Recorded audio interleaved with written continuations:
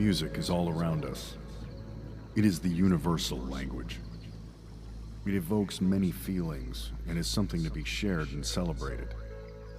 You have found a place where all kinds of music will be celebrated. So welcome. You are tuned in to the Zen Sessions, presented by Here to Zen magazine. Welcome to the Zen Sessions today, guys. We have the Soul Movers. How you doing, guys?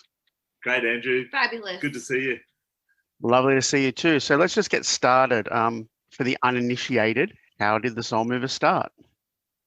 Ooh, actually, I think I was singing in the shower, and my then guitarist, Dennis Tech from Radio Birdman, a sort of punk rock band from Australia's history with the Saints and other bands like that, heard me singing Etta James' song and raced in and said, "Where'd you learn to sing like that?" And I said, "Largely here in the shower."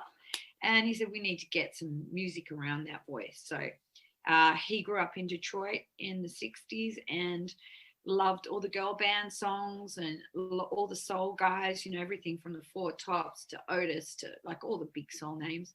And he said, "I'd love to be able to go back and play some of that music I grew up with and love so much." And yeah, that was our first album. We toured a bit around America and Europe, and 7 years passed. I decided to stay in Australia. It was enough flying and touring for me between Australia and America because Dennis was my partner as well. And then I got a little text from Murray one day from Facebook Messenger saying, "What's happening with Soul Movers? I heard they're up on blocks." And I said, "Yep, they are." And he said, "Well, I'd love to come and have a play with you guys one day and try and get the wheels back on."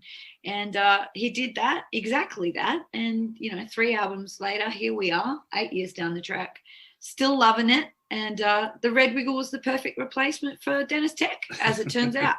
Perfect. And all good things start in the shower. So, Murray, was it hard to send Lizzie that text from the shower? Well, I wasn't in the shower. It was a waterproof phone. But no, it's great. And I've known Lizzie just from being around the traps. Lizzie is a gig goer and so am I. And we're both over 6 foot tall, so we'd see each other across the room. Hello. So I kind of got to know her that way. And yeah, it's been a great ride. We've had some great adventures, and that's the way I see music, really. I mean, obviously in my previous incarnation, I had pretty huge success, but it was mostly the adventure of it that we loved, and I've continued with that with the Soul Movers. I mean, our last album we recorded in the US in some amazing studios with, you know, people who played on some of those soul records that we love so much. So, you know, we broke Aretha Franklin's first hit, Spinner Oldham and David Hood with "Never Loved a Man." So, you know, getting to play with those guys was a thrill, to say the least. And then for this new album, we're for me, one of my the first band I ever saw was Sherbet, and we've got to record an album with Garth Porter from Sherbet and Tony Mitchell. Tony Mitchell, but Garth produced and we wrote the songs, most of the songs with Garth, and so, you know, it's just those little things that we get to do that are just great fun. Yeah. And as you said, it's the 4th album, so all albums evolve naturally. What have you seen the natural evolution of the Soul Movers being from album 1 to album 4? We were just talking about that yesterday, actually, and it was like, you know, we're talking about in relation to Mushroom Group and how, you know, Split Enz 5 years before they had a hit, and, you know, Skyhooks, how varied their albums were and their tracks within the albums, and really, you know, there's so much that comes into it when an album comes together. You want to work with your producer, you want to work with your band, you want to work with what's happening in the world at that point in time. You know, for us, Evolution is a key, is the title track and name of the album, because it's a very particular time and place that we're in right now, and we've sort of tried to give a voice to nature, and let nature speak for itself and remind us without forcing it down people's necks, you know. But so all those things, all those ingredients swirling around and sort of coming together to make an album, you sometimes think to yourself, how much control as an artist do you have, you know, with the zeitgeist and the people that are participating? And we're pretty generous, you know, like if people have got talent or ideas, they end up on our albums. We're not control freaks. We're like, yeah, that's a great idea, let's do it, you know. So the album sort of has the wheel to some extent, and whatever that combination of elements is that goes together to make the album, you know, who knows? It's different every time.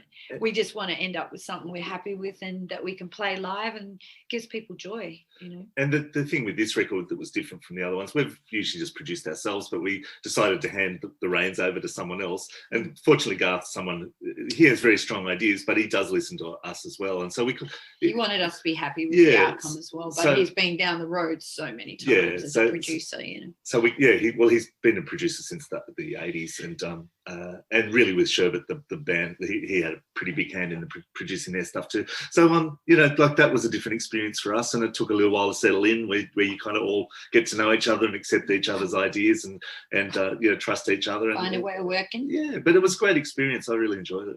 Yeah. And you mentioned Sherbet, so I think about like the song Hot Sauce. It's a 70s track. It's straight out.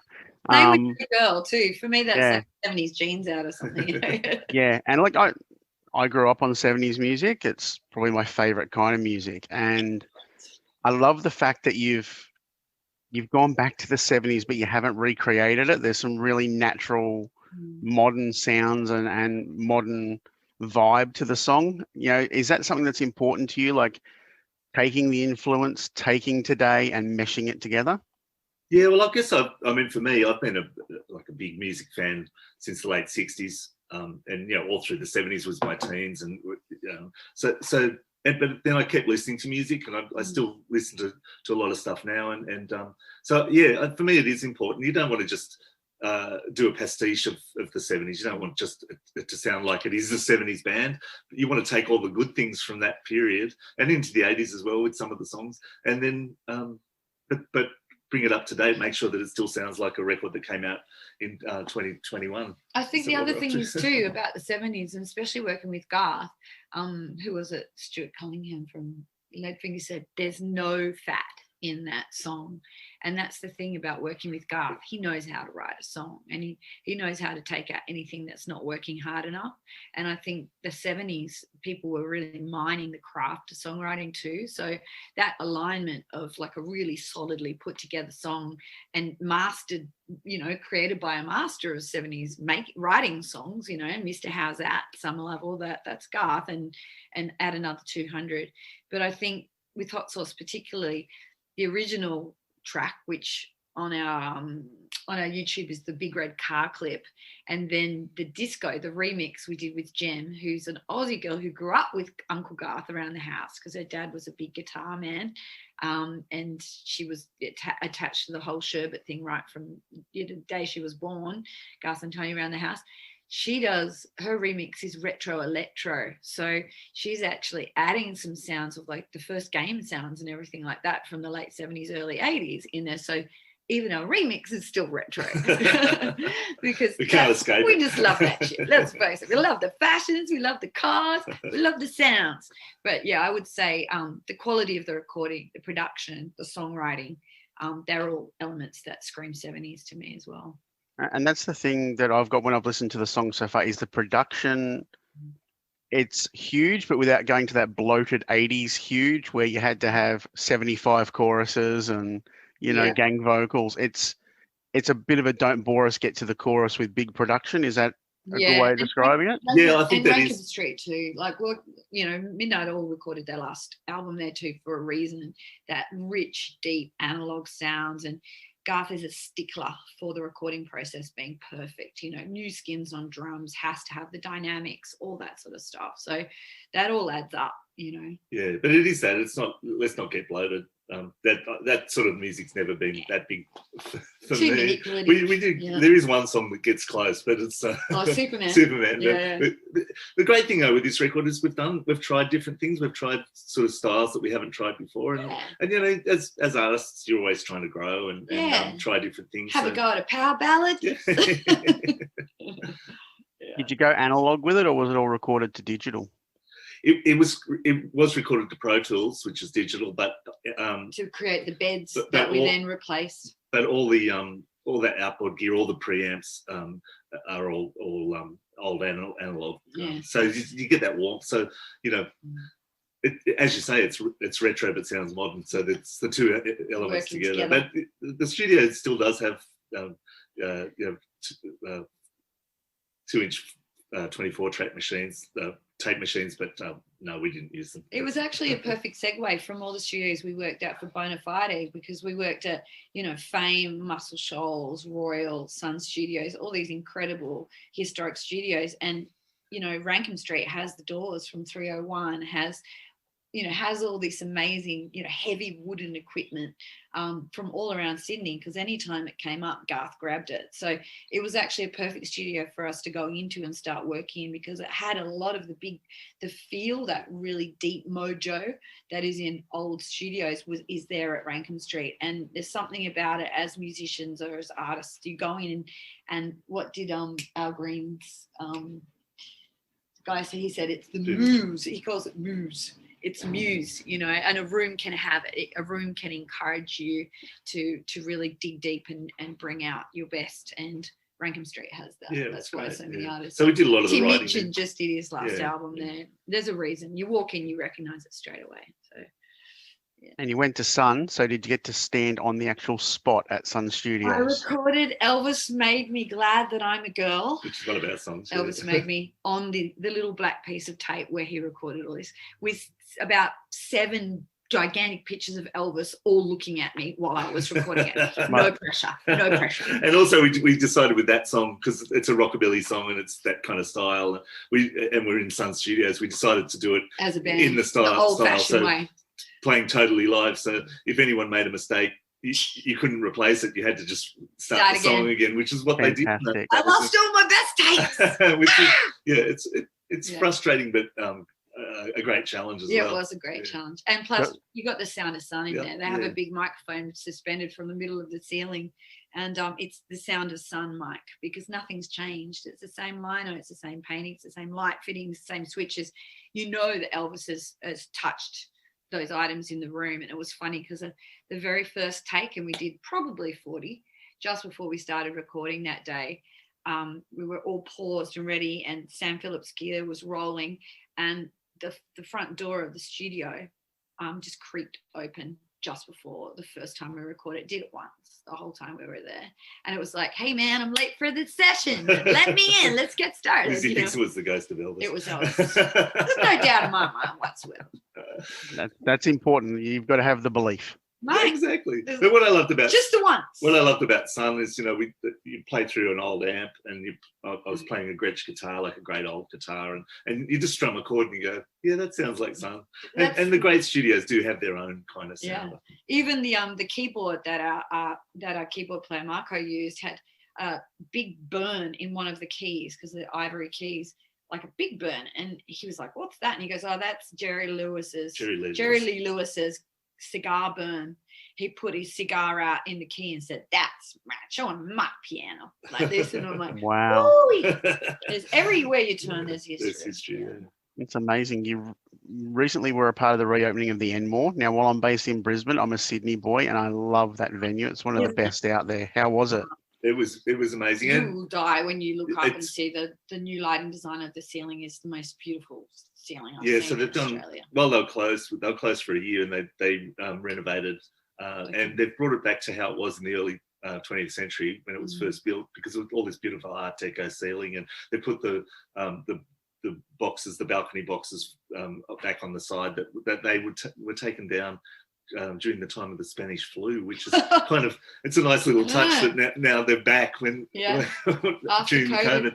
But that was a particular thrill for me, because I'm a neighbour. I live just around the corner from the theatre. I just everyone knows. I just walked there, and the boys all, the band all parked in my driveway, and so that was cool. But that was really exciting, because I have played there quite a few times with the Wiggles, but to play with the Soul Movers was just extra special. And we also got to play with Ella Hooper, who was in Killing Heidi. Yep. I got an email saying, "Oh, Ella would like you to back her on this song." Rose tattoos. So each act played a song from a Sydney band. And one of their own. Yeah, one of their own. And then they were all whinging and saying, "How come you got to play 2 songs?" And I'm like, "Well, we had Evolution and that." And then and then they said, and I said, actually, we played 5 songs because we played three songs and then 2 with Ella. So if you're going to be gripey about it, well, yeah. But that was kind of the vibe there that night. I think everyone was just so excited to see the theatre back, and especially the audience. We played the song Evolution, and there's a bit in the middle where we clap along. Yeah, where the music stops and it's just clapping and singing the chorus, and the whole audience did it. Yeah, we got them to do it, and it was just, that was soulful. Yeah, it was just a beautiful moment where the audience and the band were made music all together. Yeah, so no, it was a great night. And then 3 days later, Midnight Oil played, so that was kind of cool too. Wow! And you've got your album launch coming up. What can they expect from the album launch? Is it going to be a mix of old and new? The album all the way through? What's it going to be? Well, we're actually working on that with the Factory Theatre right now, and any of your listeners can participate in the album launch because we're doing it online. It'll be strange, yeah. Yeah, it's going to be streamed. We have some American fans, obviously, with the Wiggles connection, UK fans. So we actually really wanted everyone who wanted to be there to be able to be there. So we're going to have some interviews with the people that helped us make the album. We'll have cut to some clips too, because we've been working on a YouTube pretty hard. So we've got 6 clips for the new album that are up there, and people can watch the clips too. We're going to play the live album. We'll play the album live, and we're actually going to bring back some soul into a few songs that sort of, in the process of recording maybe became less soul mover soul. So we're going to bring some of the gospel elements back into some of the songs, like I Don't Mind and As I Take and Carry Me, and some of those more traditional soul songs. So they're going to have a real range of music, from Evolution, Nature Speaks, to Hot Sauce and Hey Girl, and some of those funky sizzly 70s songs, right through to some pretty classic soul. Yeah. So perfect. Pretty much the album. And they can comment, and there's going to be someone producing it and reading out the comments, and so it's a chance to chat, it's a chance to learn, it's a chance to understand the album recording process.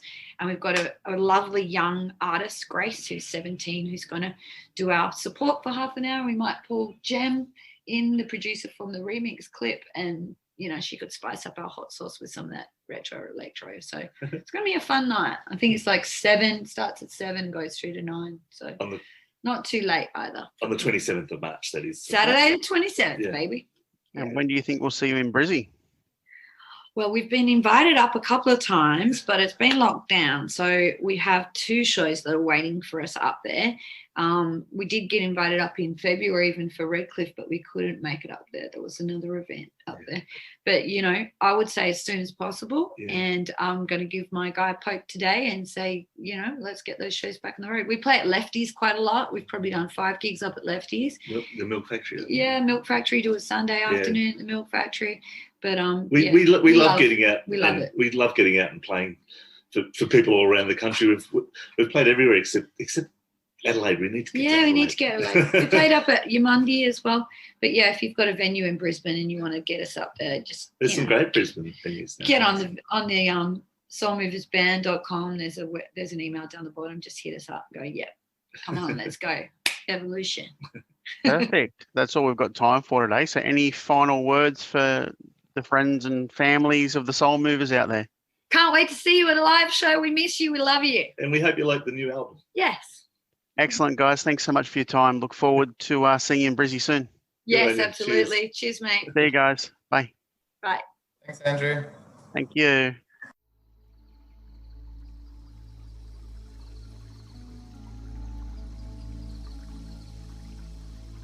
Thank you for listening to the Zen Sessions presented by Here to Zen magazine. If you are listening to us on YouTube, please hit the subscribe button. If you are listening on one of the podcast platforms, please subscribe there.